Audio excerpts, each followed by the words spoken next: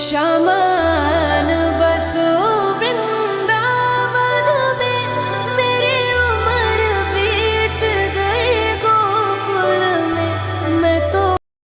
नटखट कन्हैया के जन्मोत्सव की धूम हर जगह छाई हुई है। हर साल जन्माष्टमी के एक सप्ताह पहले से ही तैयारियां शुरू हो जाती हैं। मंदिरों की साज सज्जा, झांकियां और इन सब के साथ सबसे आकर्षक होता है पंजीरी और 56 भोग प्रसाद। आराध्य देव कृष्ण कन्हैया को 56 भोग चढ़ाने की परंपरा सदियों से चली आ रही है। तो आइए हम आपको बताएंगे कि आखिर कान्हा को 56 भोग ही क्यों लगाए जाते हैं और इसके पीछे की वजह और महत्व क्या है।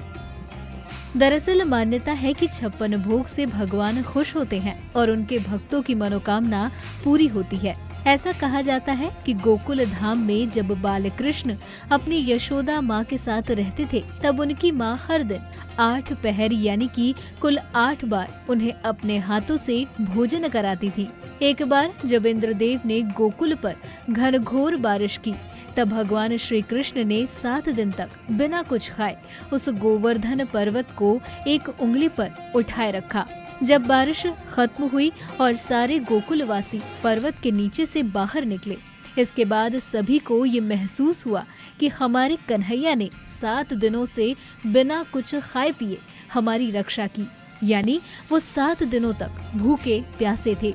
तब माता यशोदा और सभी गोकुल वासियों ने अपने कन्हैया के लिए हर दिन के 8 पहर के हिसाब से 7 दिनों को मिलाकर कुल 56 प्रकार के स्वादिष्ट पकवान बनाए। 56 भोग में वही व्यंजन होते हैं जो कृष्ण कन्हैया को पसंद थे।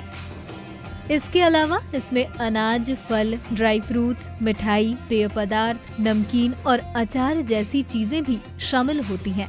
ये सब शुद्ध देसी घी में बनता है। भक्त 56 भोग का जोड़ अपने हिसाब से करते हैं। बहुत से भक्त 20 तरह की मिठाई, 16 तरह की नमकीन और 20 तरह के ड्राई फ्रूट्स चढ़ाते हैं।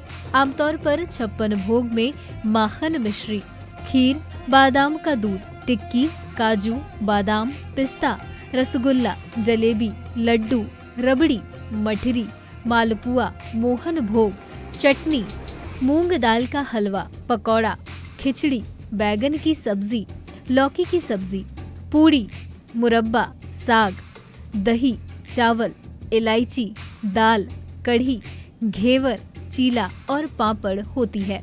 कृष्ण के जन्मोत्सव के दौरान उन्हें धनिये की पंजीरी का भोग लगाने की भी परंपरा है।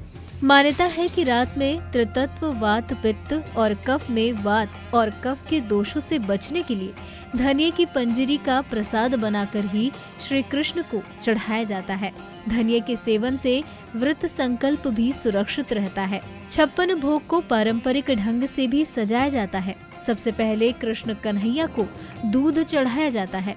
इसके बाद बेसन के बने पकवान, फिर नमकीन खाना और अंत में मिठाई, ड्राई फ्रूट्स और इलायची रखी जाती है।